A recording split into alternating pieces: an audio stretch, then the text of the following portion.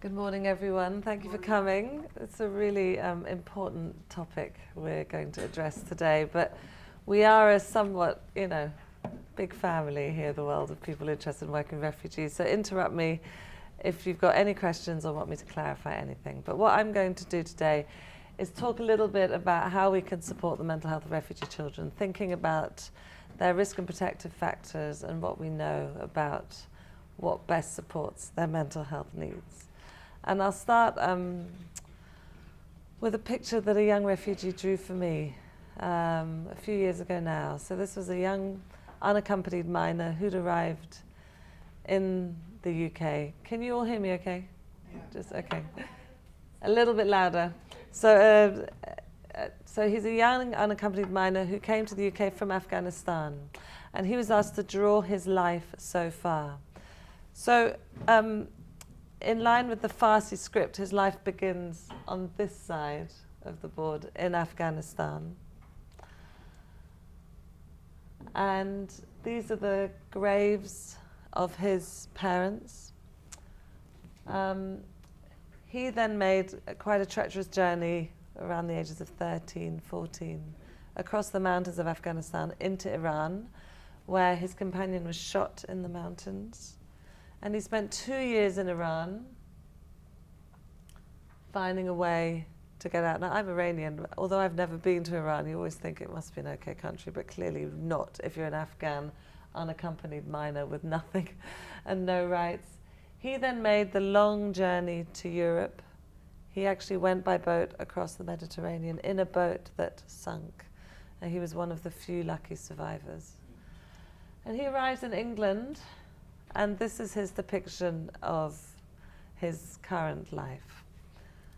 So I'm not going to psychoanalyze this picture. That's not really my thing. But you don't really need to be a psychoanalyst to kind of see the kind of hints of pain and difficulty within this picture. But I suppose what I really want to focus on is in the UK or post-migration environments like here. I personally think it's completely unacceptable that the red bits remain. There's little I can do about what happened before they came, but the context of the post-migration environment is one where we are seeing that the mental health of refugees in particular do not seem to be enhanced as much as they should, given the opportunities, given the resources that should be available to these communities. Given the security that we could provide for this group, it seems that is lacking. And I suppose that's the most fundamental issue around the mental health needs of this population, is that there are some really, really obvious things that have nothing to do with mental health services that are likely to be the most powerful impacts for the mental health of this population. I also think we always have to keep in mind what type of kid is coming to countries like this. So this is a boy who is illiterate, lives in a village in the mountains in an incredibly poor part of the world. He's from a relatively large family. He was the one chosen by the family to leave because he was the one felt that it would be the most likely that he would survive the journey to come to a country. There's a bit of an echo happening there. Swap them. But I'm not going to touch it. So basically, the child that comes to a high-income nation from these areas of the world with incredibly high rates of deprivation, war, what we call kind of organized violence, is not your typical kid, This is likely to be the most resilient child in a family or a community, the most capable, the most resourceful. We have 5 children in our family. They're very, I know which one I would consider sending in that circumstance, And I really don't want to even have to consider that. But, so what we're getting in high-income nations like ours are a very, very unrepresentative sample of the whole refugee population. We're probably getting a glimmer of the most resourceful, the most resilient, the most capable. But the way we end up treating them is absolutely opposite to that kind of legacy that they come with, we end up treating them in a manner that depletes every single resource that they might have come with internally and within their communities. So what I'm going to do is talk a little bit about the mental health needs of refugee children, a little bit about what we understand about their risk and protective factors. And then I'm going to focus a little bit about what we can do. And I have a particular interest in schools, so I'll do a little bit of a focus on that. And then I'll talk a little bit about the wider impact that I've witnessed of working in with this community on the wider system. So the important thing to be aware of is there are many, many strengths to this population. It's a highly resourceful, resilient population, okay? So we know that the majority will have good outcomes. So studies looking at Sudanese unaccompanied minors in America showed that if they were supported in their living environment, if they didn't move too often, actually they had incredibly positive outcomes. A study from Australia published just a few weeks ago has done the same, that young refugee children, those are refugee children that have been given status, self-report much better mental health outcomes than the local population. So this is a group that has incredibly resourceful, capable, has if treated well, if given good resources, if given a sense of stability, seem to do incredibly well. But they do have cultural needs and living needs, and I think we need to be able to address them.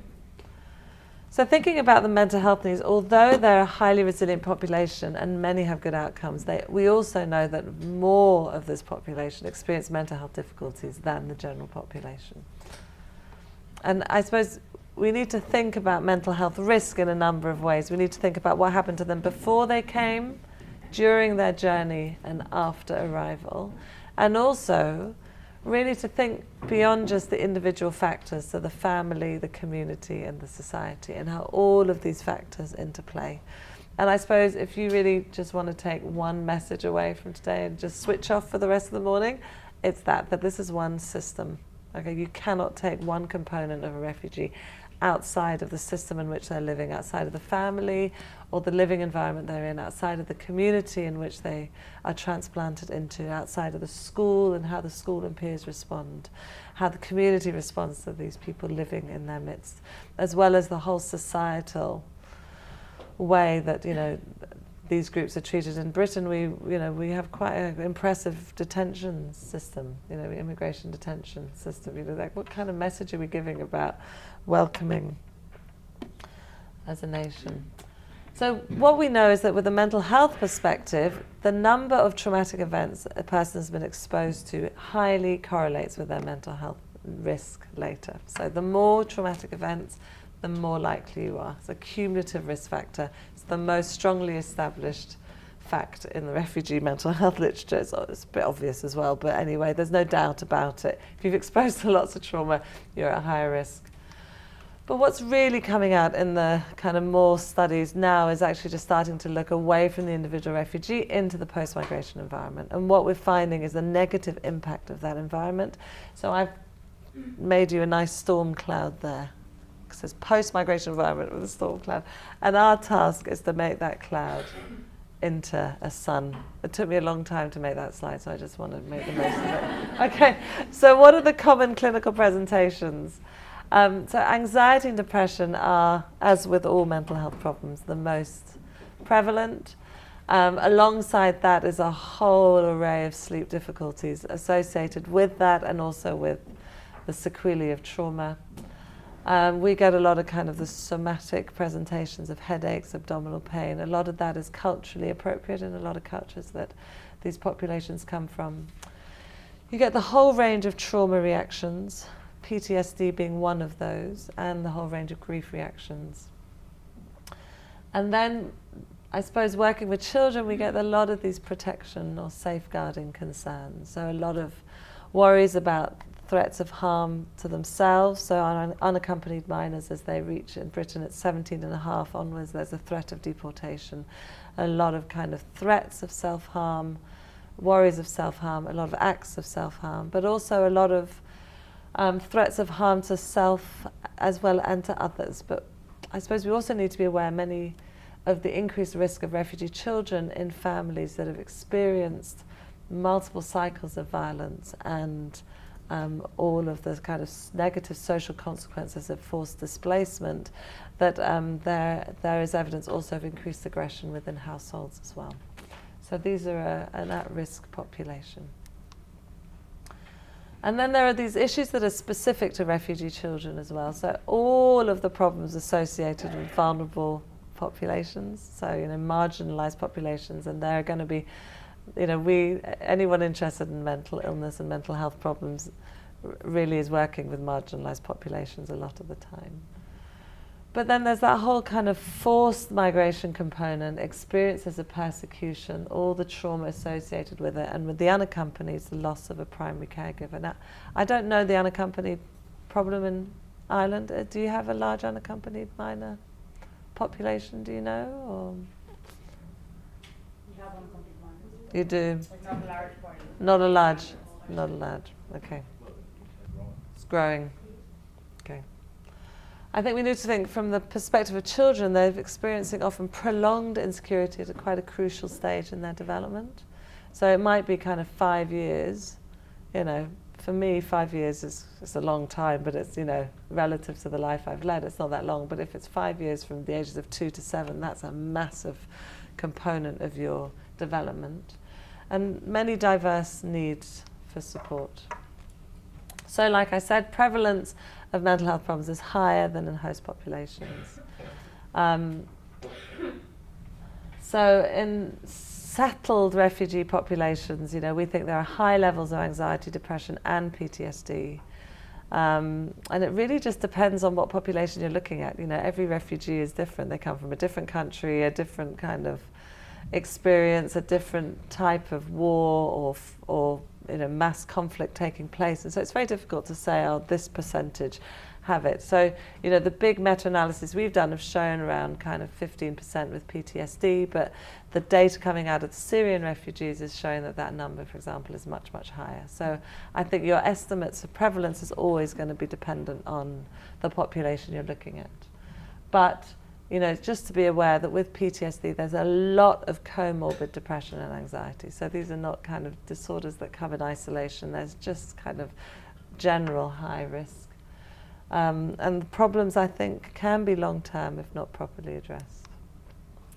So what do we know about the risk and protective factors? So we did a very big study on all the global literature to try and understand, what is going on, what increases risk, and what bestows some protection. And I think in general, I think it's important to think again that these factors aren't just based on an individual. There are risk factors around the individual, like if they're male or female, their age, but there are also risk factors around the family and the family composition. There are risk factors associated with the community in which you move, the way the school will treat you, and then the greater societal attitude towards these populations. So we know that, for example, in many studies, the older the age of displacement of a child, the more likely they are to have risk. So if you move at 15 versus at 8, the 15-year-old seems to be at higher risk than the 8-year-old over time. Thinking about family composition, it's really complicated. You get all types of family separation, family unification, different living environments. So it's a really complicated area. And for any of you working with refugee families, it's really important to really sit down and really understand who's in the house and what the relationships are. But some studies have shown, like, for example, boys living with both parents have 5 times lower risk than any other kind of family arrangement of mental health problems. Thinking about social support and community integration, there's a study of Somali adolescents in America that shows that girls do better if they have a closer alignment with Somali culture, while boys do better if they have a closer alignment with American culture. So again, this whole assimilation question of how much of the culture should you adopt, should you fight, whatever. And classically, this is a major area of difficulty between children and parents, the kind of assimilation that parents often fear or, are worried about many of the things they observe in their children of assimilating the host culture, and they often do it at a much faster rate than the parents would, often alongside the whole linguistic acquisition. And then societal factors. So, you know, the more you move, a big study from Denmark shows it's pretty obvious, really. You move a lot, it's really not going to be great for you. You know, try to minimize the number of moves, especially school moves, that these populations are exposed to. So now I'm going to talk a little bit now about what can we do, you know, a bit about prevention. So I'm going to show you a slide here that I think is really important. So it's just thinking, again, about, you know, to move away from only thinking about past exposure to trauma is the main problem, but actually this is the kind of individual mental health here. This is kind of exposure to armed conflict, but then there's the whole gamut of displacement-related stresses around ongoing insecurity, about status, around socioeconomic deprivation, about the economic decline that these families often experience. There's the kind of the gradual kind of slide down socioeconomic status that often persists into the next generation. And then the whole loss of previous relationships and roles, especially roles in a parenting situation. Alongside, I suppose, all of these kind of family functioning and parental well-being, and how that's all going to impact on the mental health of a child. So I was asked by a medical journal last year to do a big review on how to prevent mental health problems in refugee populations. So I spent kind of a lot of painful hours really thinking about the issue of prevention. So it's a really poorly developed science, and you know, I'm a mental illness, you know, we're good at treating mental illness. The science around preventing mental illness, although everyone wants it to be done, I don't think is very well developed. And so I think it is problematic when we say if we do this we can prevent. We really, really don't know. But we can gain a lot by thinking about some of the risk factors and reducing that. But the whole prevention agenda, I think, is really important, but I think poorly developed. So we know a lot about how to promote good mental health, but not necessarily to prevent mental illness. But I think when you want to prevent, you need to think about universal strategies, that's for everybody, or kind of selected, so this is the greatest risk group, or actually those that are starting to develop a disorder and to prevent it getting worse. So there are many levels to prevention. And kind of from my reading of it all, this is my take on it, but I really think we need to focus on the highest risk groups. So my reading doesn't really lead us to do kind of universal things for everybody and assume that's going to prevent mental illness. I think it might, but it's a big effort, and you might get, you know, some side effects where population groups that would have been fine might develop some difficulties as a result of that. So I think we're much better off targeting those that we think are at highest risk and putting in a system of support to support them. So how do we prevent mental illness in refugees? So this in the middle here is a young person experiencing forced displacement. So I think, this is from a paper I published last year, it's open access, so I'm happy to share it with any of you. Even if it wasn't open access, I'd be happy to share it with you, but you can all get it for free. So I think you can look at it with regards to the individual, the family, their whole kind of social circumstances, and the school. So if we're thinking about prevention, we cannot just focus on the individual. It's basically the same message I told you I was going to keep making today. So with regard to the individual and group interventions that have been tried to prevent mental illness, and apologies you can't read it, I'll tell you what you need to know. So basically there's a whole kind of cognitive interventions around trauma treatments, creative arts interventions, reasonably good evidence base for that. But there's also kind of a range of treatments for the sequelae of trauma that are good. But kind of a really big thing is access to services. So it's really, really clear across European nations how poorly refugee communities access all health services, but particularly mental health services. So that could be for a whole host of reasons. It could be because the types of services we have don't exist in the countries that they come from. It could be because of the stigma associated with mental illness. A lot of our populations fear that if they see a psychiatrist, they'll be automatically deported, because when the Home Office takes a decision, they'll see mental illness and they'll say that person definitely has to leave. It's actually the opposite, but there are lots of kind of preconceived fears and notions around treating mental illness. So it's a really difficult group. Mental health services struggles with this as a whole, but when you come to these vulnerable populations, it is far more problematic. So I think just thinking about how to make services more available, more accessible, more acceptable is a major component of what we need to do. Then thinking about family interventions. So parental mental illness is a really important area to consider if you're concerned about the mental well-being of children. And we know that the rates of mental illness are higher in refugee populations, and for example in PTSD we know there's a relatively high correlation. If a parent has PTSD, child's likely to have PTSD, and vice versa, because they've probably come from the same place and experienced the same traumatic events. So again, treating one in isolation from the other might not be best for that unit and that child. Improving parenting skills, I think, is a really important component. There have been really interesting studies looking at parenting classes throughout the lifetime of a child at school, for example, so not just in primary school, but in secondary school, facilitating positive parenting practices and how that actually seems to have positive outcomes. You've got to think about it, you're deprived of your roles, you've kind of, all these things are happening. It must be really difficult to work out how to parent in this new context, in your new situation. And then the whole range of social interventions, I think, are essential when it comes to preventing mental health problems. So thinking about where that family is placed, the local deprivation index.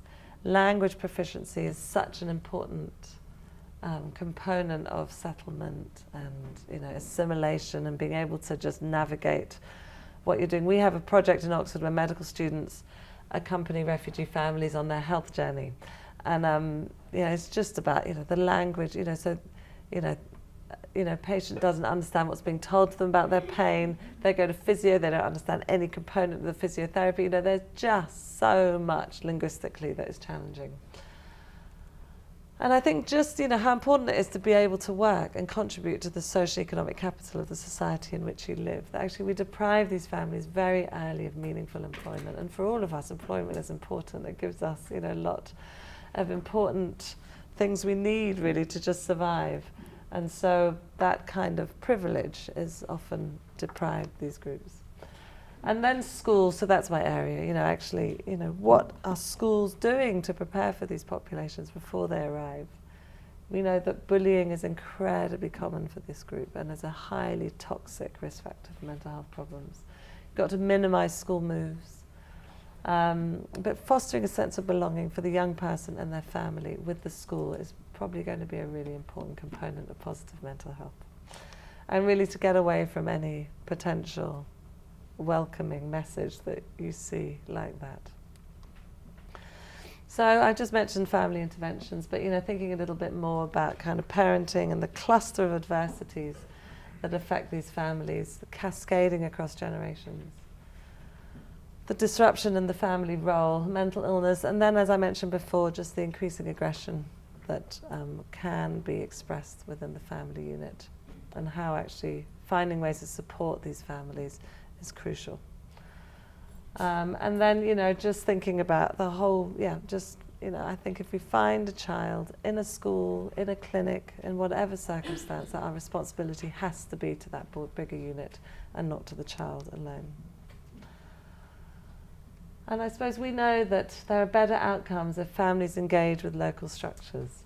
If they have better proficiency, if they get jobs, if a support system develops to replace the extended family network, and really to think about how best to support refugees within the school context. And there's some interesting examples coming up of refugee-led interventions around kind of getting refugee communities to be empowered to understand the needs and deliver the services that are required.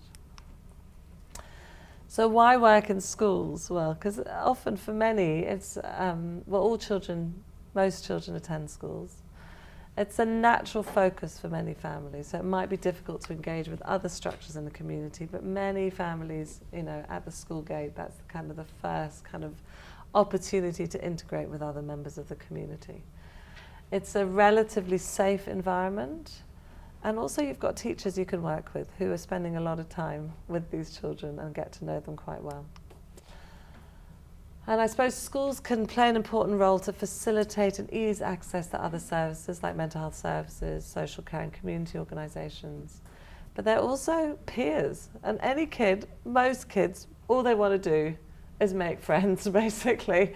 And the best place to do it is at school. And this is what I say to teachers. I just go, look, the most powerful mental health interventions are nowhere near my control. But in the school, you can provide systems and you could do projects and you could find kind of ways that no one will know, where you're putting refugee kids with close association with other children whom you think would be friendly and welcoming and kind, and help them build naturally meaningful friendships of their own accord. So I really think just being able to do that and do that well is going to be majorly important. Sense of belonging, like I said, and language is so important.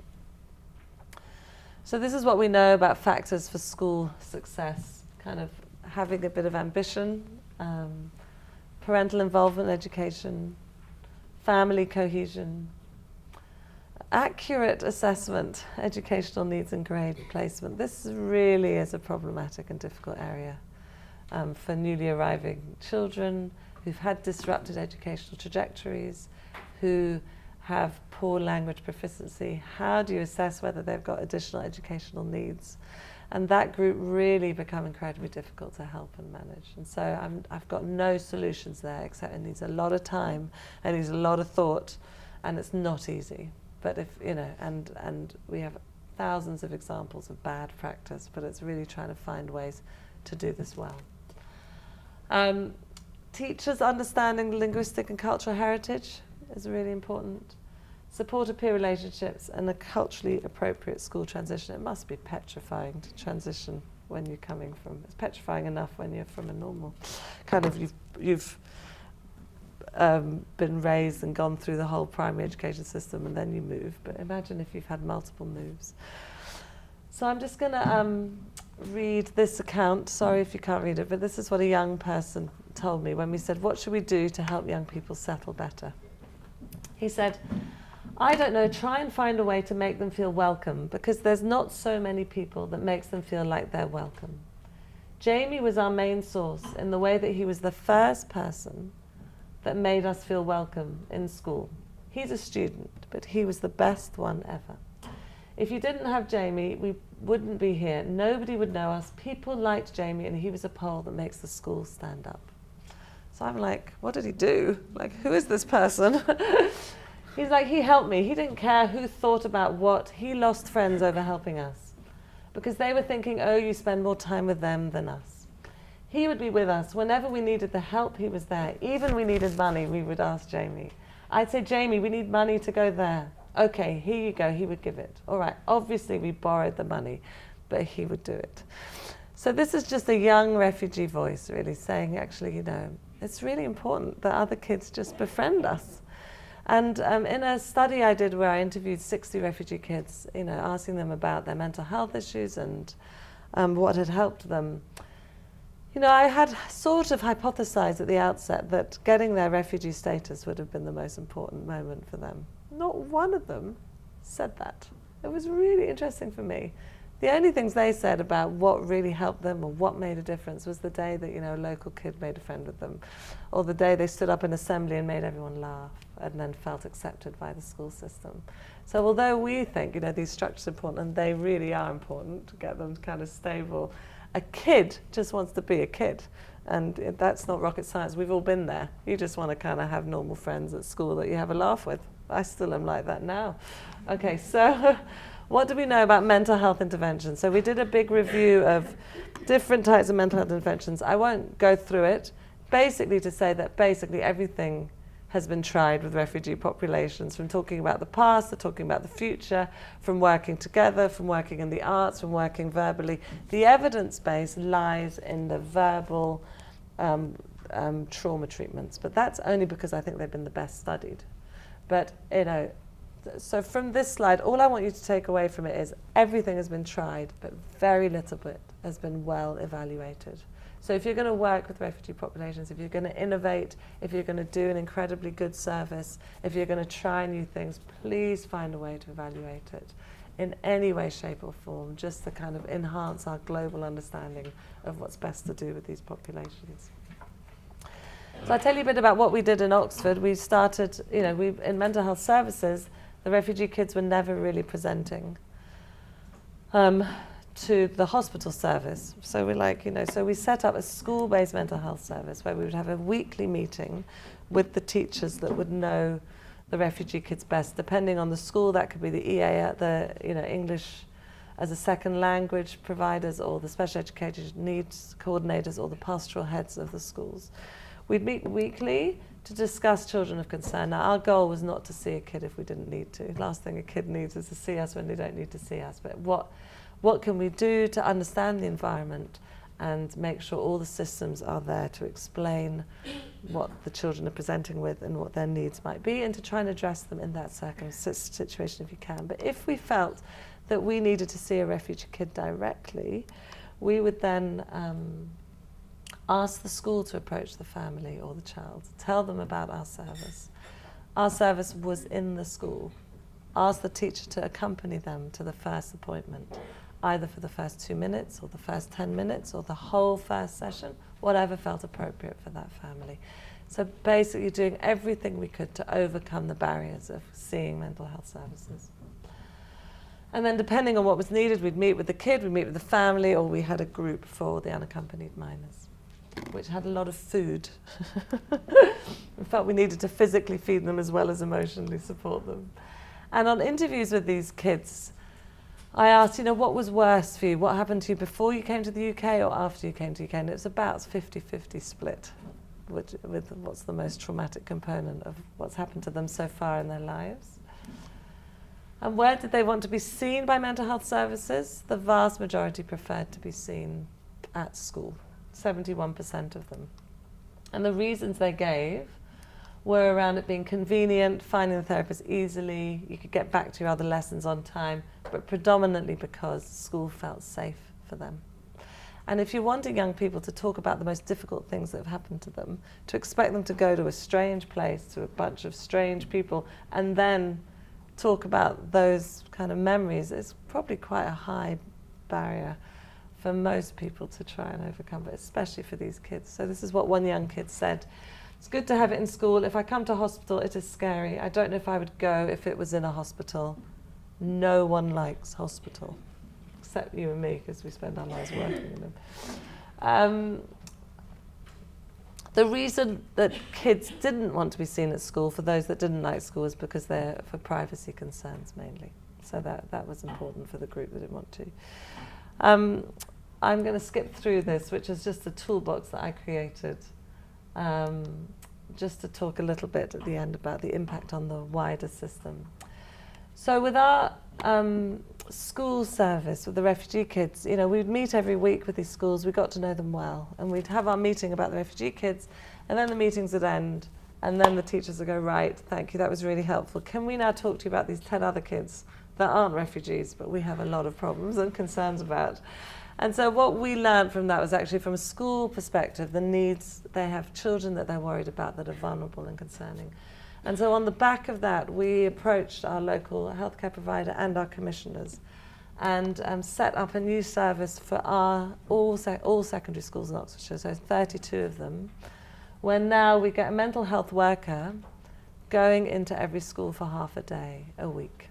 So what we're doing from a systemic level is improving the way that school and education and health are working together, because the school might have had, you know, 20 kids being seen by mental health services, but they're all seeing different professionals, and the school as a whole wasn't building a meaningful relationship with the mental health service. So now we're kind of changing that and encouraging early consultation, early discussion about any concerns they have about individuals, but also about systemic problems around aggression or bullying or anxiety, or whatever it is that that particular school might deal with. So I really think as a result of what we learned with the refugee kids, there have been massive changes to all the kind of accessibility for all kids in a very, very big area. And the last slide is around narrative exposure therapy, which is a treatment that I think is incredibly powerful and good. And it was developed for refugee camp settings. This is in Uganda, you know, of a cheap, quick way to treat kind of multiply traumatized populations in situations of high insecurity. But actually what the NHS have done is gone, well, this is actually, we think we're kind of a low resource setting, the British NHS. This is the perfect treatment for us as well. So this treatment now, we've trained I've been involved in training over 300 kind of professionals in England to deliver net to UK populations, not just refugees, but those that have experienced multiple traumatic events. So also, again, learning from this group has actually had much wider therapeutic benefits to the population. So on that note, and on time, I will give my conclusions, which is basically we need a systemic approach. We need to really start working across housing, social care, health, education. We should have a prevention focus, but I think that has to be on the higher risk populations, those that have experienced a lot of previous trauma, those that have moved a lot, those that have been in detention, those which have family disruption. We need to really think about restoring their social environment, prioritising it. And I really think we need to start thinking about the host population. You know, these kids hate feeling isolated. They all talk about a longing for acceptance, of wanting to blend in their environment. They talk about bullying and racism and insecurity. And all the studies and searches that I've looked through, none of them are focusing on host population interventions. They're looking at interventions of this refugee group, interventions of that refugee group, but there's none saying, what intervention can we do for this community that's about to receive 30 refugee families? We haven't even started to think in that way. What intervention can be done for a school that knows they're going to get 4 or 5 refugee kids coming in the next month? What can they do to prepare their school community to talk about displacement around the world, to talk about what it must feel like to come at non-traditional points of entry? So I think that was majorly lacking. And so again, this is what I think our focus has to be, that we have a child, but that child is kind of in a community, in a family, with peers and school, and they're all just so interrelated that we can't really look at them in isolation. So that's it. Thank you very much.